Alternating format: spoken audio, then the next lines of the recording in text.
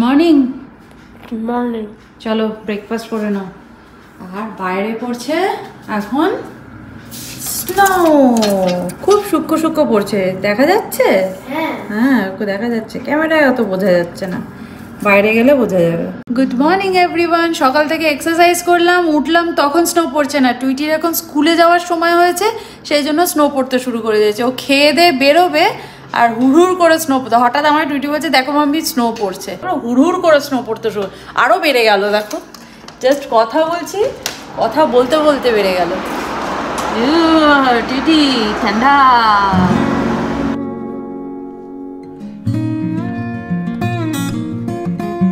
Tweety বেরোলি আর snow পড়া বন্ধ হয়ে গেল। পড়ছে খুব সূক্ষ্ম পড়ছে, কিন্তু ওই হারে আর পড়ছে না যেভাবে পড়ছিল। দেখ রাস্তাঘাটেও একদম সাদা সাদা হয়ে গেছে পুরো।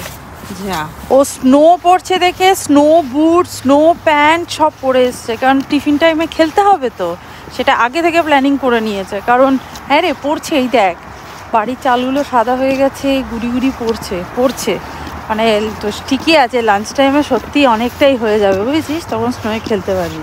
ওটাই তোর টার্গেট। এদের তো চুলের ওপর পড়েছে, চুলের ওপর পড়ে গেছে। তো চলো যাই স্কুলে। আজকে ওয়েদারটা না খুব একটা মানে ঠান্ডা ছিল না। ইনফ্যাক্ট আমরা যখন এক্সারসাইজ করছিলাম তখন রীতিমতো ঘরে আমি ফ্যান মোডে চালিয়েছিলাম, এত গরম লাগছিল। হ্যাঁ এক্সারসাইজ করছিলাম বলেই হয়তো গরম লাগছিল, বাট সকালবেলা ঘুম থেকে উঠে হচ্ছে খুব ঠান্ডা লাগছে, লেপের তলা থেকে বেরোতে পারছি না, এরকম আজকে অন্তত ফিল হয়নি। কিন্তু হট করে দেখছি স্নো পড়তে শুরু করে দিল। কি অদ্ভুত রে বাবা, এর নামই হচ্ছে কানাডা।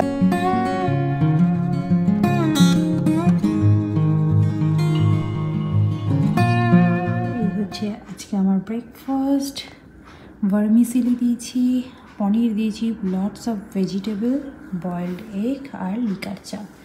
এই হচ্ছে আজকে আমার ব্রেকফাস্ট। এতটা হেঁটে এসেছি, প্রচণ্ড খিদে পেয়ে গেছে, তো ঝটপট করে ব্রেকফাস্টটা সেরে ফেলি। তারপর তো প্রচুর কাজের একবারে পাহাড় আছে, সমস্ত কাজগুলোকে কমপ্লিট করে ফেলতে হবে। উফ, বাইরে এখন স্নো পড়াটা থেমে গেছে, আর স্নো পড়েনি। সেই সকালেই যে স্নো পড়েছে যখন একদম টুইটি বেরোচ্ছিলো, তারপরে তো স্নো পড়লোই না। টুইটির মন খারাপ হয়ে গেছে যে কেন স্নো পড়ছে, এমন যে পরে পড়বে, চিন্তা করিস না, ঠিক পড়বে স্নো। ও স্নো না পড়লে ওর ঠিক যখন দেখাচ্ছে স্নো পড়ছে, ও ঠিক বেরোনোর টাইমেই না স্নোটা পড়তে শুরু করেছিল। খুব খুশি হলো, আর যেই বেরিয়েছে সেই স্নো পড়া বন্ধ হয়ে গেছে। খুব দুঃখ পেয়েছে সেই জন্য। আমি বলছি ঠিক আছে চিন্তা করিস না, দেখবি লাঞ্চ টাইমে তোদের স্নো পড়বে। আজ স্কুলে যেতে যেতে যে কটা বন্ধুর সাথে দেখা হয়েছে সবার সাথে ওই একটাই টপিক নিয়ে কথা, এবং সবাই, ও শুধু ও নয়, অন্যান্য বাচ্চারা ওই একই টপিক নিয়ে কথা বলছে। স্নো পড়ছিল, স্নো পড়া থেমে গেল, কেন স্নো পড়ছে না, তাহলে আমরা খেলবো কী করে। এটা পুরো খুলে নিয়ে চলে গেল, যা বাবা কি করবে কি, এইটা তো আমরাই করতে পারতাম গো পাতি, এটা খুলে নিয়ে। মানে এটা এখন কিছু কাজ করবে না, ও কি গাড়িতে নিয়ে গিয়ে ঠিক করবে? Broken. No, that will fix it. Oh, it is something inside broken. Oh, some parts was broken. Yeah. So your key is kind of worn out, bad key too. The thing inside is broken. That will cause some damage. But you see the key kind of hard a little bit, right? Yeah. So you better keep the key where you use this key. This is better key. Okay. So you gave an alternative key. No, it's still the same key. Okay. It's a physical abuse from time to time. It's wear and tear. Okay. I hope you understand. Yeah. So this group sir, you are saying it is not good. It is causing problem, right? Yeah. Actually, old that way key is will cause problem. Okay. So better do not use that key. Use the new key that I gave you. So you are giving 2 keys, right? Two keys. Okay. I don't know, like. Now I have 3 keys. Huh? Yeah. Now I have 3 keys. Master key. The master key is separate thing. Okay? You don't worry. I take care of that already. So they can still use that key, right? They don't. They need to- still use with their master key to access. Okay?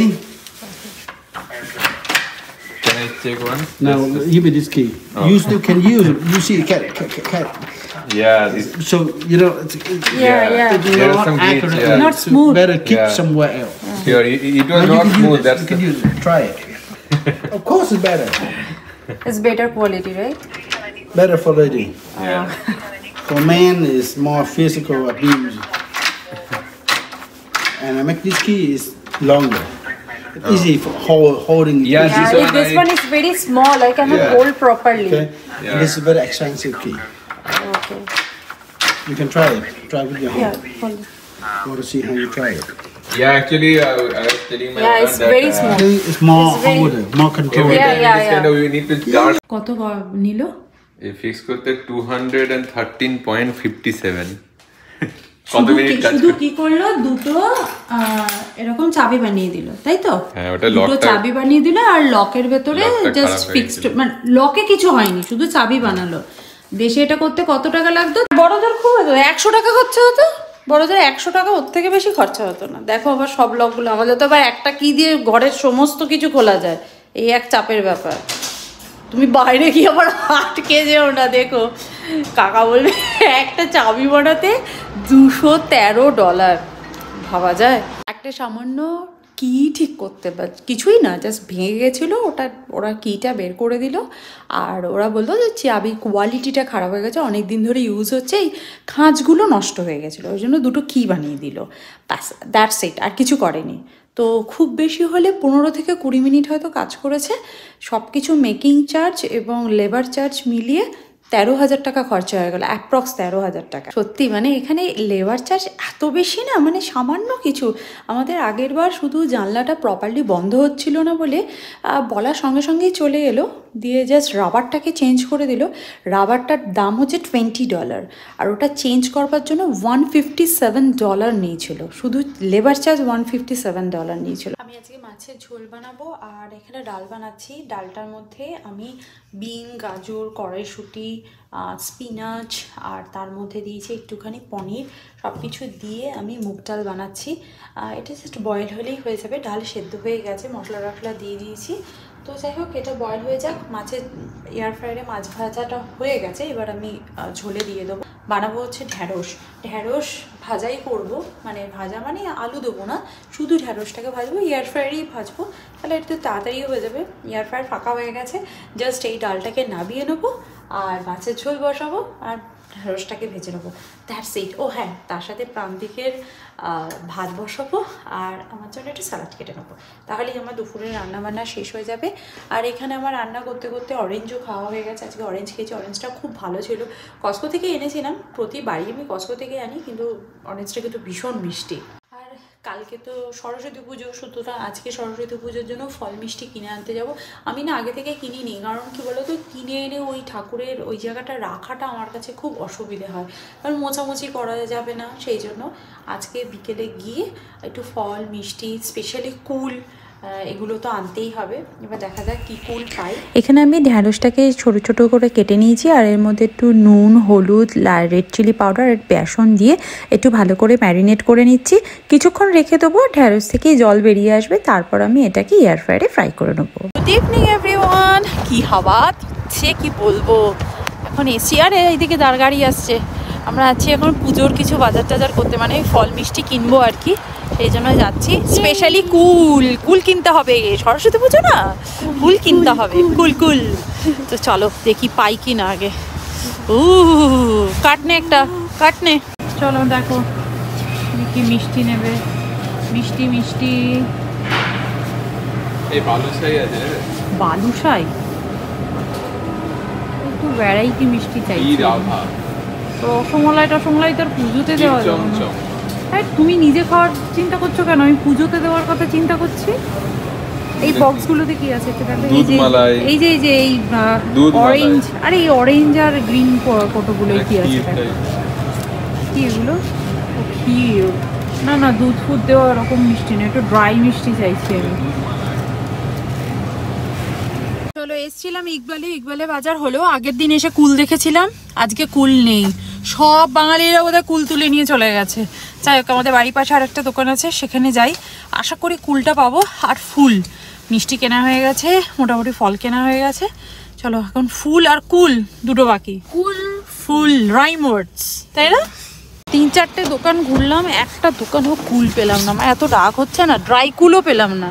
অন্যান্য দিন সময় আমি dry কুল পাই, ভাবি যে নিয়ে যাই চাটনি করব, এখন ড্রাই কুল তো দূরের কথা, এমনি কুলও পেলাম না। বাবা কি বিরক্ত লাগছে না আমার। আমি এলাম সবকিছু কিনে, ফল টলগুলো বক্সের মধ্যে রেখে দিলাম। এখন এগুলো তো আর ফ্রিজে রাখা যাবে না। আর এখানে সমস্ত জিনিস, কিন্তু আমার সব থেকে দুঃখ লাগছে আমি একটা দোকানেও কুল পেলাম না। আমার এত ড্রাই কুলের প্যাকেট থাকে সেটাও পর্যন্ত পেলাম না।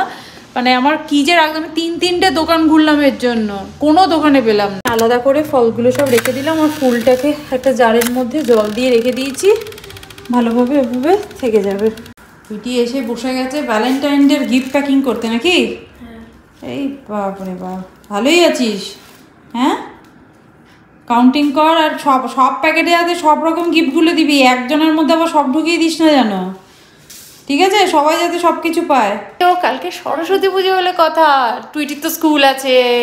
সরস্বতী পুজোর দিন, সরস্বতী পুজোর আগের দিন রাতটা কিন্তু খুব ভালো করতে, নানানভাবে ডেকোরেশন করা। টুইটি সেসব মজা কোনো দিন পাইনি।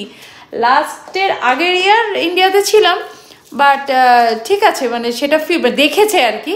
কিন্তু আমরা যেভাবে ছোটোবেলায় এনজয় করেছি, আজকালকার দিনের বাচ্চারা সেভাবে এনজয় করে না। এই যে ভ্যালেন্টাইন ডের গিফট নিয়েই ব্যস্তই নি, আর সরস্বতী পুজোর কি এনজয় করবে বলো তো? চলো আজকে ভিডিওটা তাহলে এখানেই এন্ড করছি, দেখা করছি নেক্সট ব্লগে। ততক্ষণের জন্য ভালো থাকো, সুস্থ থাকো আর লাইফটাকে এনজয় করো। Bye bye, see you in next video.